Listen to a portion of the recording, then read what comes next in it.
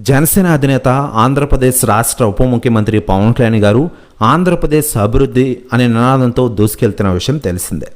ఇప్పటికే ఆంధ్రప్రదేశ్లోని పలు గ్రామీణ ప్రాంతాల అభివృద్ధికి నడుం బిగించారు పవన్ కళ్యాణ్ గారు. ముఖ్యంగా మౌలిక వసతులను కల్పించడంలో పవన్ కళ్యాణ్ గారు ఎప్పుడూ ముందు ఉంటున్నారు. కేవలం డిప్యూటీ సీఎంగానే కాకుండా పలు శాఖలకు మంత్రిగా వ్యవహరిస్తున్నారు మన పవన్ కళ్యాణ్ గారు.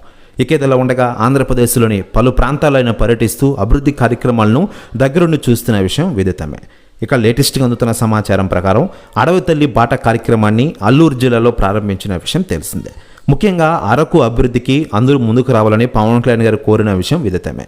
మరోవైపు పవన్ కళ్యాణ్ గారి గురించి రాజకీయ నాయకులు స్పందిస్తూ ఉండగా తాజాగా కర్ణాటక సీఎం సిద్ధరామయ్య గారు సంచలన వ్యాఖ్యలు చేశారట.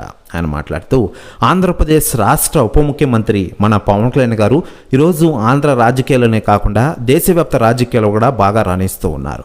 ముఖ్యంగా ఆంధ్రప్రదేశ్ అభివృద్ధిపై ఆయన దృష్టి సారించడం నిజంగానే గ్రేట్.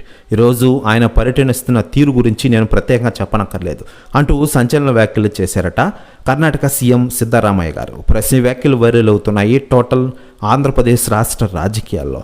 మరోవైపు పవన్ కళ్యాణ్ గారు ప్రస్తుతం సినిమాలో నటిస్తూ అభిమానులు అలరిస్తున్న విషయం తెలిసిందే. ప్రస్తుతం ఆయన హరిహర వీరమల్లు సినిమా షూటింగ్లో ఫుల్ బిజీగా ఉన్న విషయం విదితమే.